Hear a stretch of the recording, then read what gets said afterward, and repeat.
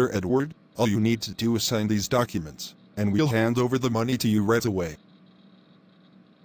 You have 1 week to vacate the house. After that, you can move wherever you've planned to go.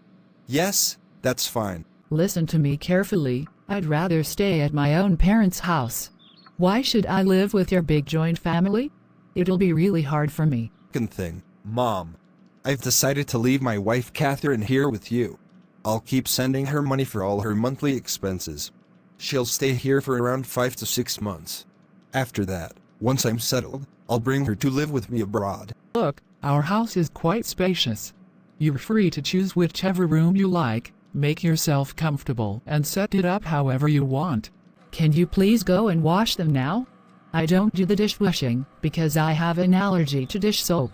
It really irritates the skin on my hands, so I avoid it completely. When breakfast is made in the morning, everyone should eat together. By 12, it's already midday. It makes more sense to have lunch instead of breakfast at this hour. Look, don't argue with me. I've asked you to do something, so please just do it. Catherine, I heard something today. Is it true that no one is allowed to use your things in this house? That if someone even touches them, you get upset? No, that's not true at all. I haven't said anything like that to anyone. Nor have I complained to anyone about using my things. My daughter Julia was using the juicer this morning to make apple juice, and you stopped her? You told her not to use it because it would break? Mother-in-law, I didn't stop her from using it. I just advised her to operate it carefully. That juicer is very delicate. I only asked her to cut the apples into smaller pieces first so it wouldn't get jammed. I was just trying to help, not offend.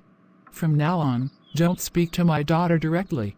She felt really bad about what you said. You need to think before you speak.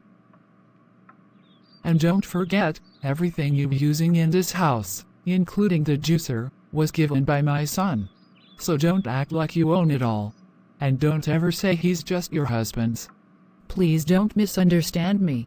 I never said anything the way she's making it sound. I never meant to insult or belittle anyone. I don't want to hear your explanations. Just do what I've told you. No more arguments. Don't speak in front of me unless necessary.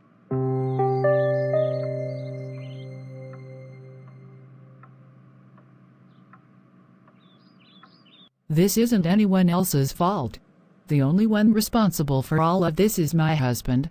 Edward is the reason I'm living through this misery. I warned him long ago not to leave me here with his family. He knows better than anyone how difficult it is to live among them. These people want to control everything. Every little thing becomes an issue in this house. They've surrounded me with constant stress. I've started getting terrible headaches since this marriage. And if I say anything to Edward, and he speaks to his mother, it will turn into a huge family fight. Did I really make a mistake by marrying Edward?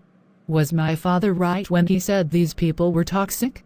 Layla and Julia constantly manipulate everything, always backbiting. And my mother-in-law. She's not an honest woman at all. She never speaks fairly or with justice. I can't believe Edward sold our house. In today's world, is it really that easy to build a new one? No, it's not. And yet, he left me here to suffer.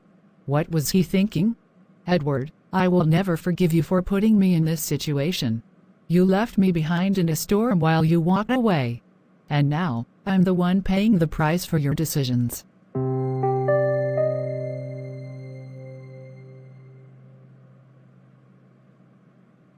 I've been meaning to visit you for days, Catherine. But today I finally found the time. I thought I should come and see my daughter. How are you? Is everything all right? I'm fine, Mama. Everything is okay. You tell me, how have you been? Your face looks so pale, and there's a sadness in your eyes. As if you were carrying unspoken questions and pain. What's going on, sweetheart? No, it's nothing like that. Everything is fine. I'm okay, really. Please, Catherine, if there is something troubling you, tell me. Come stay with me for a few days. Maybe a change of environment will help. No. There is no need now. When I truly needed someone, You chose to stay away. Now it doesn't matter. Whatever time I have to live, I'll live it here, in my own way. Don't worry about me. Catherine, what are you saying? You sound so distant. I feel like you're in pain. Please tell me what's really going on. There's nothing to talk about, Mama. I've learned to share all my matters with God now. It brings me peace. That's all I need.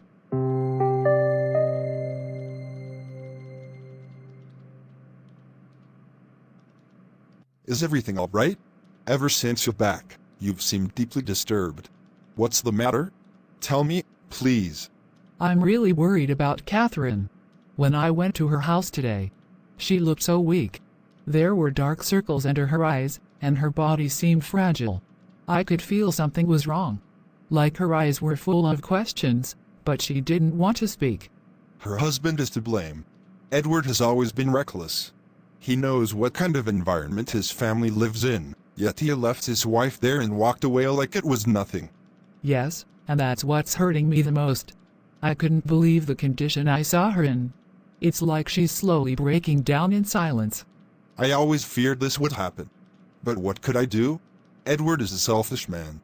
He has never made a single decision in life with careful thought. What would have gone wrong if he had kept her with him instead of sending her there? She could have lived peacefully. But no, he blindly followed his mother's command and never even considered what his wife might go through. I'm really scared. I don't know what to do or how to help my daughter. I feel so helpless right now. If Edward won't stand by her, we will.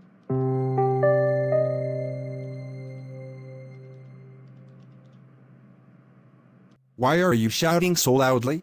Don't you realize you're not the only one living in this house? What's going on with you? I've been calling Catherine for ages to make me breakfast. I don't know where she is. She still hasn't made it for me. Tell me something. Are your hands broken? Or are you disabled? It's 12:30 in the afternoon and you've just woken up. Don't you feel ashamed? I've never seen you get up for morning prayers or start your day early. And Mother always lies, saying you study at night. You don't study, you're watching videos all night, scrolling endlessly, then sleeping half the day. Close your mouth. Who do you think you are to lecture me like this? I'm someone who can see how lazy and irresponsible you are. And don't forget, our family has humiliated Catherine enough. It's disgusting. And the real blame goes to Edward. He's the one allowing all this to happen to his wife. Get out of here. I don't need to listen to your nonsense.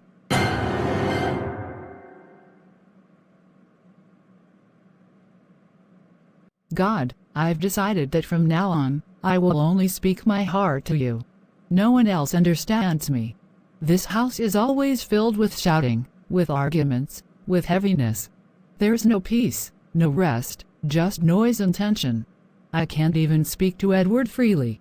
Even if phone call becomes a crime. My mother-in-law watches my every move like a shadow, judging, interfering, suffocating me. God, I feel like I'm drowning in silence. Please listen to me. Lord, I'm tired. I'm so tired of the disrespect, the blaming, the loneliness. I'm exhausted from pretending that I'm okay. No one sees the pain I carry every day. I don't want anything more than to return to my husband, to be with him in peace like a normal wife. But this wall between us, these people, this house, they've turned my life into a prison. Please remove these chains. Set me free from this misery. I'm not asking for riches, I'm not asking for comfort, I'm only asking for a simple life where I can love and be loved without judgment. Where I can breathe without fear, speak without being silenced, cry without being mocked. God, if you don't help me, no one will. Please open Edward's heart. Make a way for me to be with him again, without these obstacles. I trust you more than anyone. I need your miracle. I surrender all this pain to you, Lord. I place every wound, every tear, every fear in your hands. Please help me walk through this storm. Let me hear your voice above the noise. And remind me that I'm not alone in this battle. For you said in your word, the Lord is close to the brokenhearted and saves those who are crushed in spirit. Psalm 34, 18. Be close to me, God. Heal me. Guide me. Rescue me. Amen.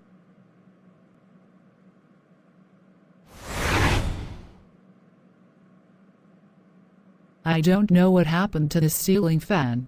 It was working just fine a while ago, and now it's completely dead. It's been so long, and no one has even bothered to call an electrician. I can't believe how careless everyone is.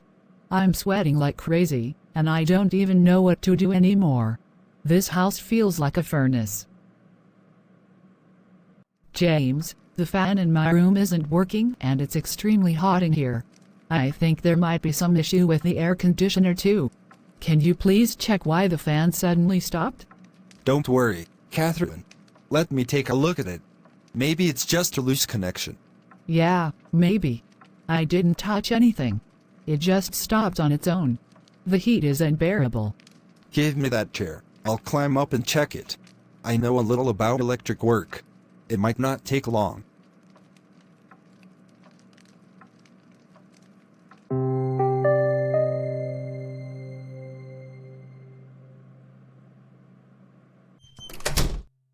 James, what were you doing in Catherine's room at 2 a.m.? Daddy, the fan in her room has stopped working. She called me for help and I was just fixing it. Stop making excuses. Tell me the truth. What were you really doing in there this late? I already told you the truth, Daddy. I was only there to repair the fan. She was uncomfortable because of the heat. Now I understand why you always take her side in every situation. Everything is clear to me now. That's not fair. There's nothing going on, I swear. I was just trying to help her. What's going on? Is everything all right? Why is there so much noise? It's 2 a.m. for God's sake. Don't ask me. Ask your beloved son James and Edward's wife, Catherine, what's happening at this hour. What are you trying to say? What do you mean by that? You're scaring me. I mean exactly what you think. I caught James walking out of Catherine's room at 2 a.m. What? Are you serious? This can't be true. There must be some misunderstanding. I wish it was. But I saw it with my own eyes. I'm speechless. I never imagined this would happen under my roof. Please, don't say such things about me. Don't put such horrible and disgusting accusations on my character. I'm not that kind of woman. Really? You're married to my elder son, but trying to trap my younger one. Now I finally understand why James defends you so much and never lets anyone speak a word against you. God is watching everything. I never imagined you people could think so negatively of me. I respected you like my own mother. Enough. Your face has been unmasked now. I never thought you could stoop so low. We gave you respect, and this is how you repay us. I swear, I'm not like that. You're misunderstanding everything. Please believe me. I would never cross such a line. Don't pretend to be innocent. I was blind to your real intentions, but not anymore. Now I see who you really are. Please don't say this. It's tearing me apart. I've suffered enough already. Don't destroy what little strengths I have left.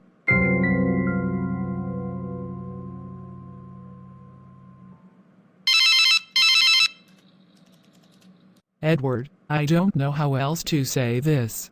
But we caught Catherine red-handed last night. Your father saw her with James at 2 a.m. That girl is trapping your younger brother. Enough, Mom. Catherine is not that kind of woman. You people are misunderstanding her. You're putting filthy and false accusations on someone who has always stayed quiet and respectful. Of course, you'll defend her. She's your wife. But I've never seen a more cunning woman in my life. She was clearly trying to seduce James. Your father saw it with his own eyes. Please, stop talking like this. I want to speak to Catherine right now. Let me call her. You can't. She left last night. She went back to her parents' house because we caught her red-handed. That's the kind of shameless woman you married. Catherine is not like that. I know her better than anyone else. I'm coming back. I can't take this anymore. If you still want to keep that woman in your life after what she's done, then either choose her or choose your family. There is no place for her here anymore. Fine.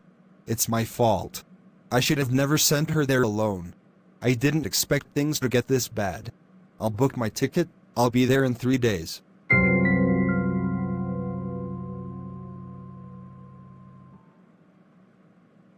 You know, Mom, today I finally understood something that's been troubling me for years.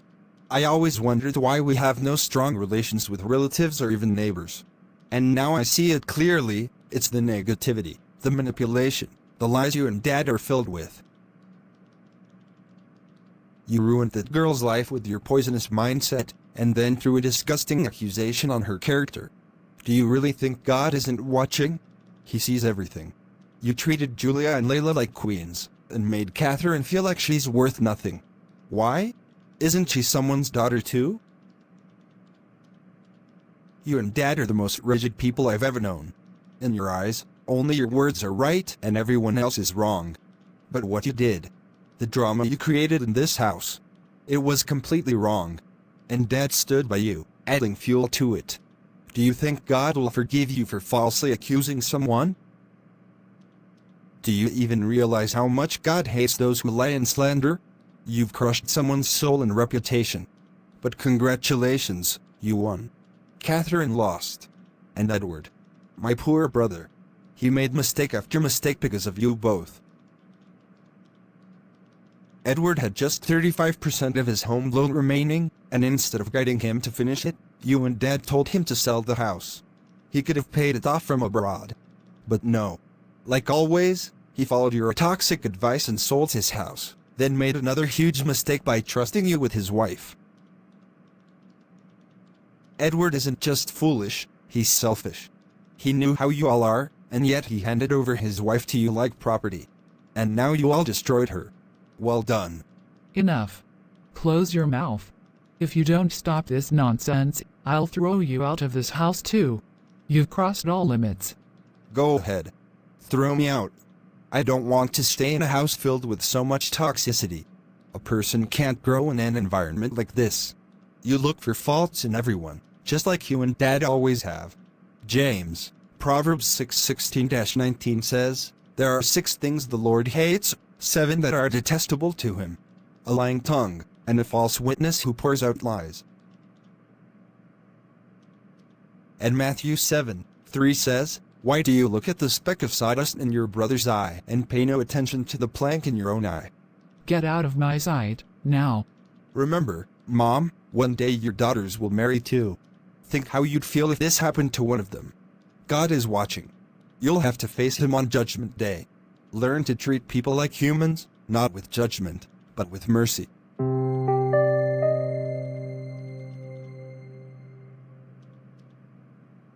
Daddy, I've come back. I had no idea things would turn into such a mess while I was away. What is happening here? This has become a complete nightmare. Your wife is a characterless woman, Edward. I caught her myself, with your younger brother. She's manipulative, lazy, and showed no interest in anything around the house. I often wondered how you could live with someone like her.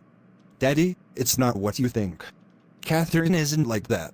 I truly believe there's been a misunderstanding. So you're telling me I'm wrong? You think your wife is innocent, and your father is lying or mistaken? Is that what you're saying? I'm saying, maybe you misjudged her. Please, don't jump to conclusions. She's not the kind of person you're describing. Keeping such a woman in your life is pure foolishness. Divorce her, Edward. Save yourself from further shame. I love her, Daddy. I can't live without her. Divorce is not even an option in my mind. Please don't talk like this. It's simple now, Edward. Either you choose that manipulative woman, or you choose your parents. You decide.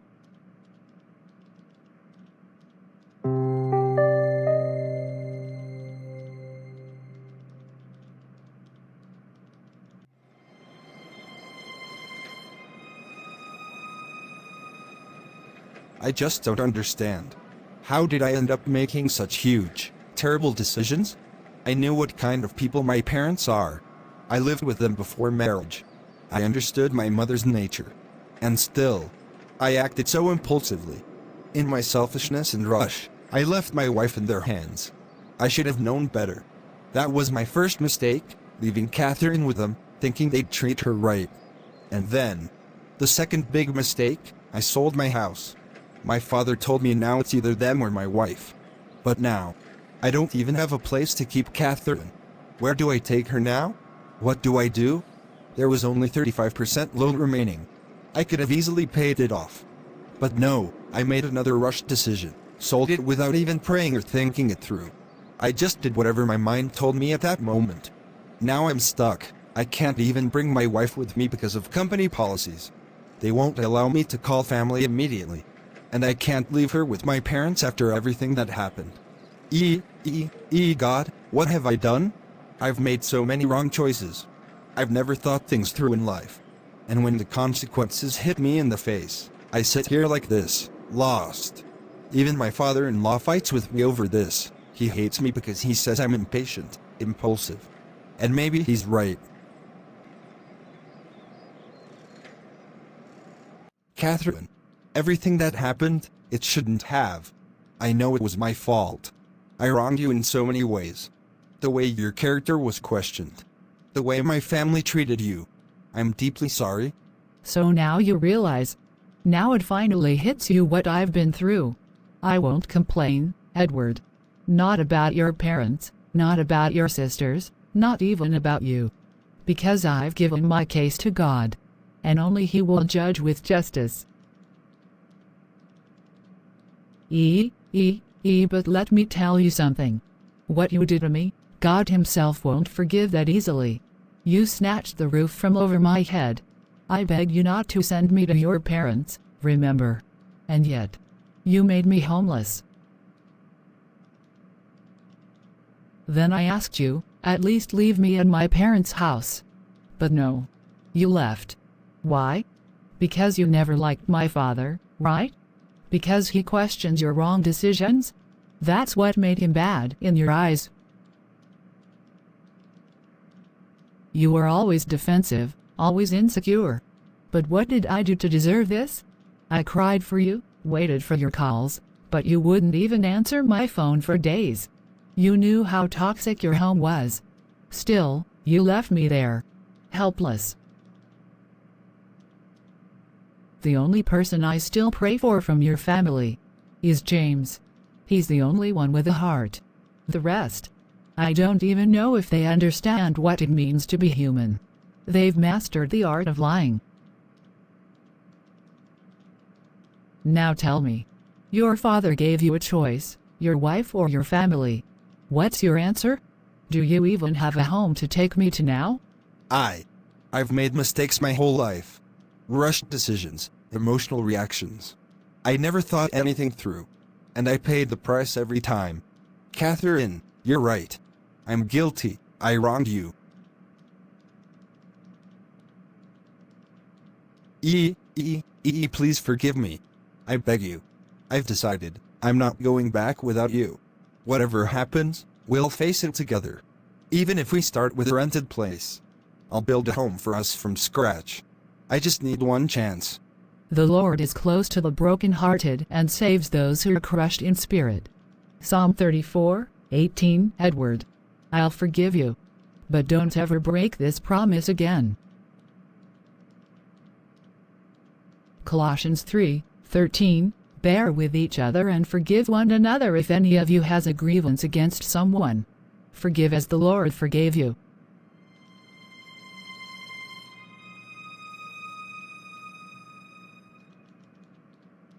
I can't see Julia anywhere.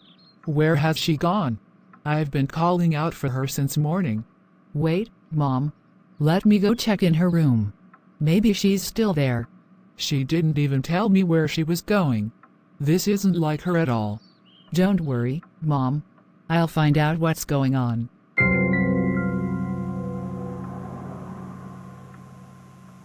Mom. Hi. I can't tell you everything, but I found something in Julia's room. It's a letter. And it's from her. A letter? What does it say, Layla? Where is she? She wrote, Dear Mama and Daddy, I'm leaving this letter to let you know that I'm getting married to my boyfriend and leaving this city. I didn't think it was necessary to tell you earlier because I didn't want either of you interfering or turning my life into a joke. I've hidden this relationship from you all along, and now I'm going far away with him. Please don't try to find me. I have no interest in meeting either of you again. She signed it. Julia. What are you saying, Layla? You mean Julia has run away? She left us? Just like that? Without a word? Yes, Mom. She ran away with someone. She's gone. And she doesn't want us to find her. She betrayed us. Left her parents without even thinking. We never imagined she could do something like this. She didn't even care enough to say goodbye. Now when people find out, they'll laugh at us, gossip about us. Look at their daughter, they'll say. She ran away with someone like that. How will we ever face the world, Layla?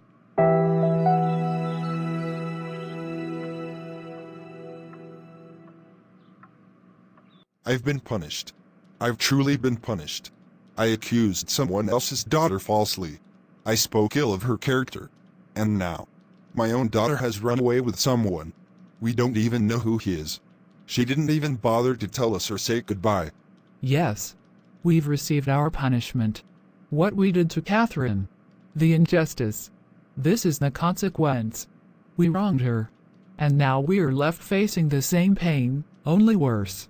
How will we face people now? What will we tell them about Julia?